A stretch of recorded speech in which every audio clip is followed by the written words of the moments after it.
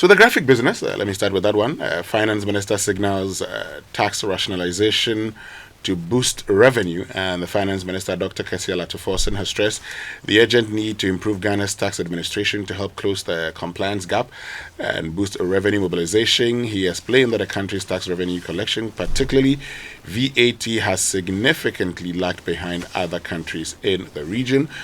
The quote here says Ghana has not performed well in revenue mobilization compared to its peers. Ghana's domestic revenue mobilization has stagnated in the last decade and remains below our peers. Collected revenues reached 13.5% of GDP in 2023, and collection from all major taxes remain low, especially VAT as compared to our peer countries. Kojo, last year I did a presentation, at an international conference on the taxation of cryptocurrencies, implications for sub-Saharan governments and individuals. Now, something I did together with Dr. John Amo of the University of Professional Studies, Accra. Good morning, Dr. John Amo.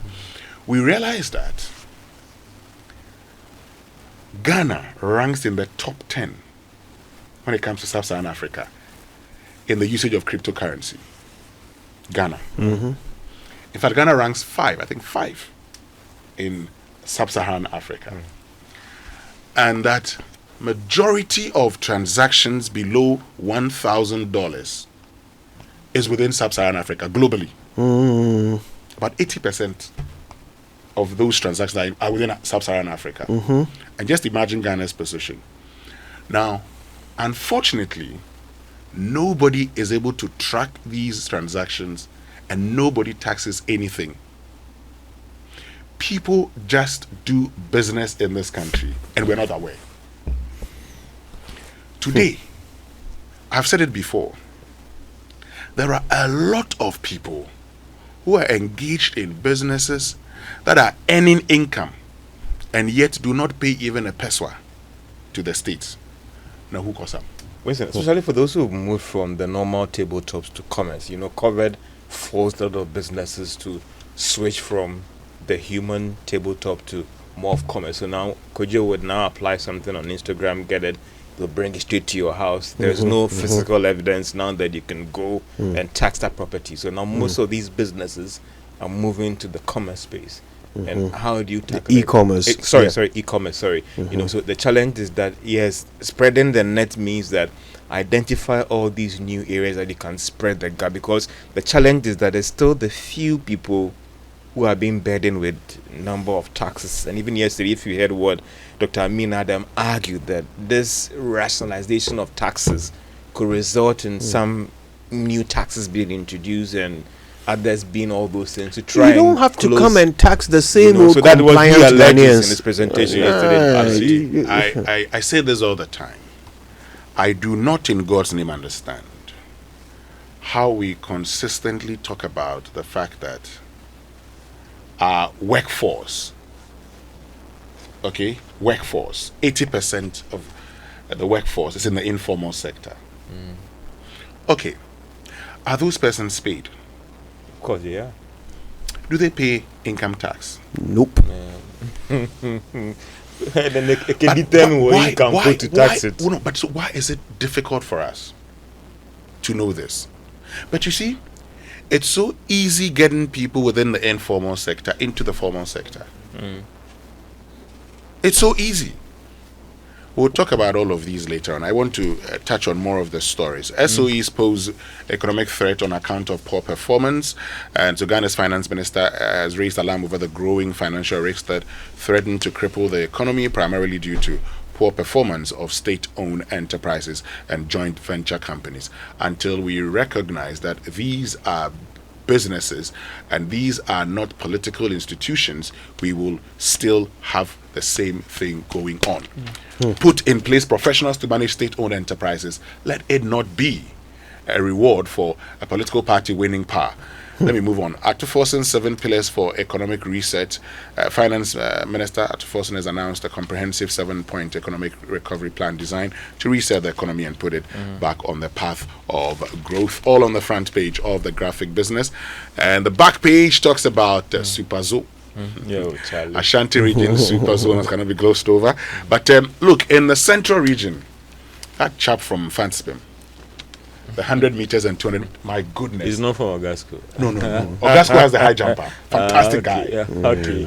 But this guy, but you know, the thing about even Ogasco is a person with disability, the high jumper. Oh, really? I am telling you.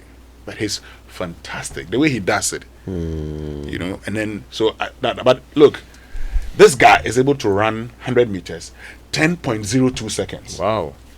Huh. Secondary school. That's good. In any serious country interested in sports, You immediately grab this guy and start investing. This guy will investing in him. Look, this guy will become a national asset. You see, one of the things we don't, it saddens my heart that we have given all the money to GFA and Black Stars, and all we get from Black Stars, heartbreak. And that is why I do not even see why we are worrying ourselves. World Cup will not qualify. Hey, Master, Oh, please.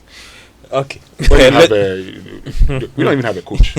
Oh, there's not a technical, as a director, We don't have a coach. advisor in to support him. Boy, we don't have a coach. To the Economic Times, you have rollover of cocoa sales contract deprive Ghana benefits of production rebound. So says the Minister of Finance. Government committed to developing Afina, one acid holds substantial gas amidst unitization withdrawal.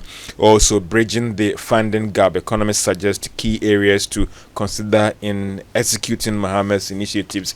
BOG warned against photocopying of Ghana cards. Consumer, that is COMAC report of a drop in fuel prices. T-bill auction interest rates tumble to 20%.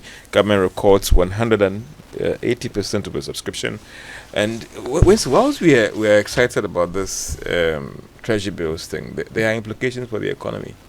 And you want to look at when it's dropping, where are the commercial banks going to go? Are they still going to invest in these T-bills, or look at other options to invest as well?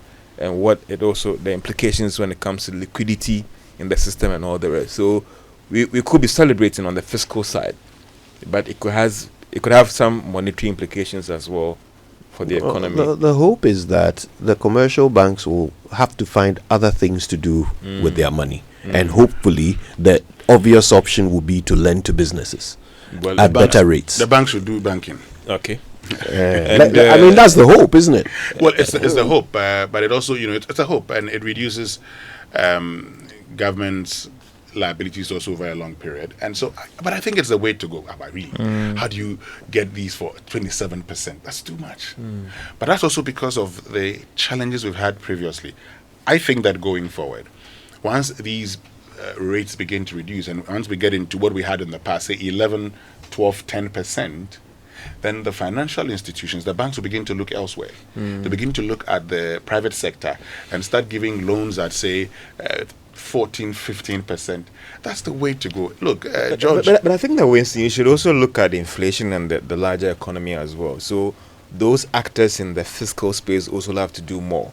Because if the environment itself is good, no bank, there will not be in any commercial bank's interest the thing about to hold on and not to lend to businesses. The thing about inflation also is that if and when we even talk about all the things we talk about, let me just make this point in a minute. If I have to borrow from the bank, Kojo, and import into this country or expand my business into this country, I have a liability.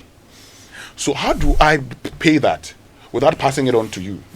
So if I go for that, I'll pass it on to you. And if I have to pass it on to you, I would have to increase my prices. So over the period, my prices will continue to go up.